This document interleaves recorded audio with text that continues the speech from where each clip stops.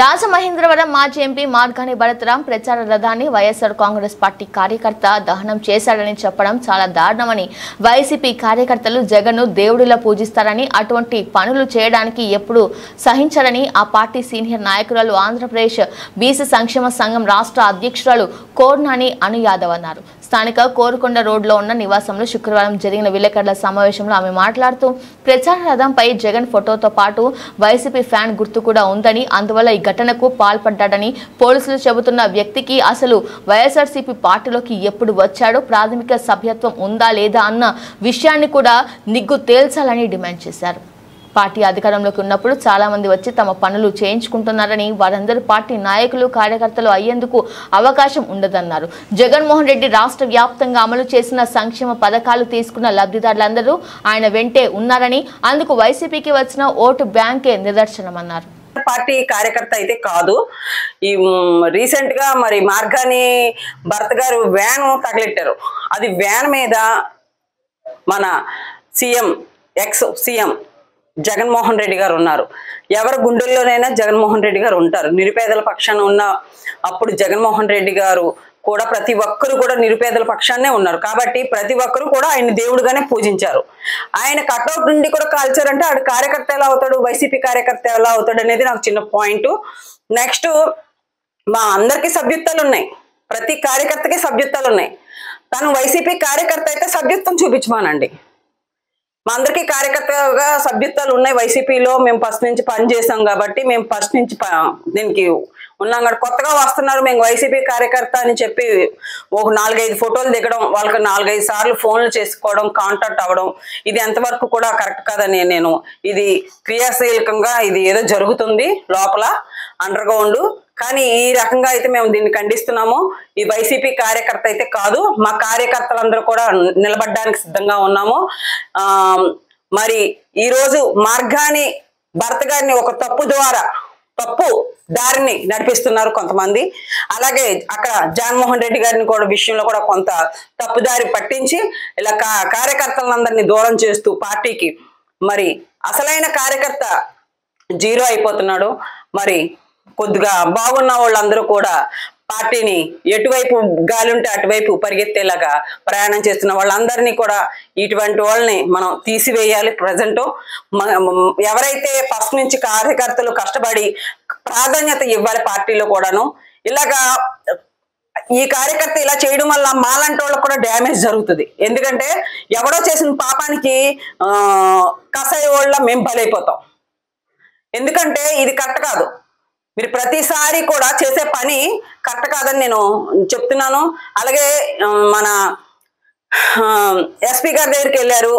మరి ఆదిరెడ్డి వాసు గారు అన్ని ప్రూఫ్లతో సహా చూపిస్తామని చెప్తున్నారు. అన్నీ బాగానే ఉన్నాయి, కరెక్టే. మీరు అంటున్నది అన్నిటికీ మేము ఒప్పుకుంటాం. కానీ మరి ఫస్ట్ నుంచి పార్టీలో కష్టపడే వాళ్ళే కదా ఏదైనా బాధ కలిగితే చేసేది. కానీ మేము ఎప్పుడు అలాంటి డ్యామేజ్ చేయలా. మేము ఎప్పుడు కూడా పార్టీని గౌరవించాం, పార్టీకి విధేయతగా మేము నిలబడ్డాము. ఏదైనా మాకు వస్తే కష్టం వస్తే మేము కొట్టు సత్యమే తప్ప ఏనాడు రోడ్డు ఎక్కిన పరిస్థితి లేదు. అలాగే టీడీపీ వాళ్ళని ఎప్పుడు కూడా మేము నిందించింది లేదు. మీరు అభివృద్ధి చేస్తారని ప్రజలు మీకు పట్టాభిషేకం కట్టారు, తప్పు లేదు, మీరు చేస్తారనే నమ్మకం ప్రజలకు కలిగింది. కాబట్టి మీ పని మీ తావు మీరు చేసుకుపోండి. అంతేగాని మా ఎంపీ మార్గాని భర్త గారి విషయంలో కొన్ని అసాంఘికరమైన మాటలు మాట్లాడుతున్నారు. ఇది కరెక్ట్ కాదు. ఆయన ఒక ఎంపీ, ఎక్స్ ఎంపీ, ఆయన్ని ఒక దృష్టిలో పెట్టుకోండి. రాజమండ్రికి ఎంతో కొద్దిగైనా దృష్టి చేశాడు ఆయన పని. ఆయన్ని పక్కన పెట్టారు, తప్పులేదు. పార్టీకి డబ్బు ఖర్చు పెట్టారు, ఆయన పక్కన పట్టేశారు, పోనీ వదిలేయండి. మీరు ఇప్పుడు అభివృద్ధి చేసి చూపించండి. అంతేగాని ఒకరి మీద ఒకరు బురదలు జల్లుకుంటూ మార్గాన్ని వారికి బుద్ధి ఉందా, భర్త గారికి బుద్ధి లేదా, బుద్ధి ఉందో లేదో మీరు ప్రెస్ మీట్ పైన కొద్దిగైనా దృష్టి చేశాడు ఆయన పని. ఆయన్ని పక్కన పెట్టారు, తప్పులేదు. పార్టీకి డబ్బు ఖర్చు పెట్టారు, ఆయన పక్కన పట్టేశారు, పోనీ వదిలేయండి. మీరు ఇప్పుడు అభివృద్ధి చేసి చూపించండి. అంతేగాని ఒకరి మీద ఒకరు బురదలు జల్లుకుంటూ మార్గాన్ని వారికి బుద్ధి ఉందా, భర్త గారికి బుద్ధి లేదా, బుద్ధి ఉందో లేదో మీరు ప్రెస్ మీట్ పెట్టిన వాళ్ళకి తెలియాలి. మాకు సరిగ్గా ఇక్కడ ఐక్యత లేకపోవడం వల్ల మీరు ఇష్టం వచ్చినట్టు మాట్లాడేస్తున్నారు. మాకు ఐక్యత ఉంటే మిమ్మల్ని విమర్శించడానికి మేము కరెక్ట్ గా సరిపోతాం. కానీ మాకు ఐక్యత లేక మాలో మేము కొట్టుసస్తూ మాలో మేము ఇచ్చేస్తూ మమ్మల్ని మేము పీతకాలు కాలు లాగినట్టు ఒకరికొకరు లాక్కుంటూ మాలో మాకు చేస్తున్నారు. ఇది ఎంత మాత్రం కరెక్ట్ కాదు. అలా ఐక్యతగా వర్ధిల్లాలి, ప్రతి ఒక్కరు కూడా కలిసిమెలిసి ఉండాలి. అలాగే మార్గాని భర్త గారికి చిన్న విషయం ఏదైనా చెబుదామంటే కూడా అక్కడ చాలా సబ్జెక్టు నడుస్తుంది. భర్త గారి దగ్గరికి వెళ్ళి అవకాశం కూడా లేకుండా పోతుంది. ఒక నాయకుడు అంటే ఫస్ట్ అవకాశం కూడా లేకుండా పోతుంది. ఒక నాయకుడు అంటే ఫస్ట్ ఫోన్ చేయగానే ఫోన్ ఎత్తాలి.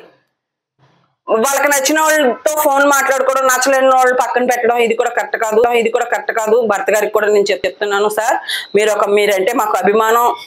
ఒక ఇది రాజమండ్రి కొద్దిగా అభివృద్ధి చేశారు. ఇన్నాళ్ళు మిమ్మల్ని చూసినా కొంతమంది నేర్చుకుంటారన్న ఉద్దేశంతో ప్రజలు కూడా ఎప్పుడు కూడా ప్రజలు మంచి చేయాలనే ఏ నాయకుడైనా కూర్చోవాలంటే మీకు ఒక గ్రూప్ ని పని చేసేవాళ్ళు పార్టీ కష్టపడి కాదు, పార్టీని నమ్ముకున్న వాళ్ళని మీరు సపోర్ట్ చేయాలి. అలాగే మీరు ఒక నాయకుడిగా కాల్ చేయండి ప్రతి కార్యకర్త మీకు మీరు ఉండాలి. కాల్ చేయండి ప్రతి కార్యకర్త మీకు మీరు ఉండాలి.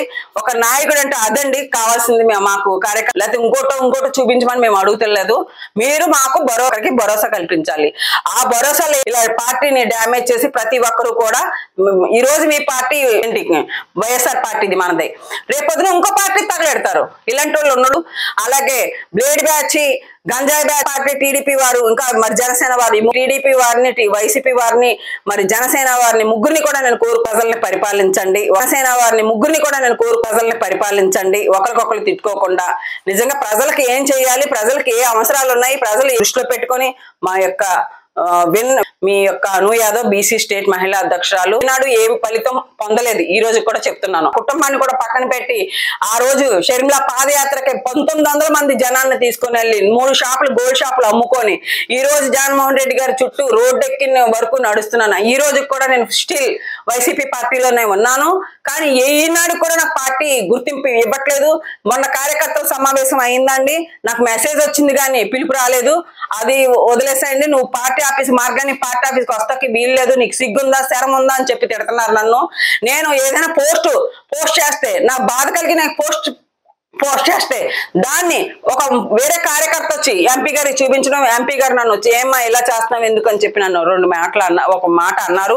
దానికి నేనేం బాధపడలేదు, ఆయన గట్టిగా ఏం మాట్లాడలేదు. కానీ ఆయన్ని ఎనమాల గిచ్చి ఆయన్ని రెచ్చగొడుతున్నారు. అది కరెక్ట్ కాదని మీరు ఒకసారి దృష్టిలో పెట్టుకోండి సార్. ఒక పోస్ట్ చూపిస్తున్నారు, కట్టిన పోస్టులు కూడా మీకు చూపించాలి కదా, ప్రతి పోస్ట్ చూపించాలి. నాలో కల్మషం లేకుండా నేను పోస్ట్ చేస్తున్నాను.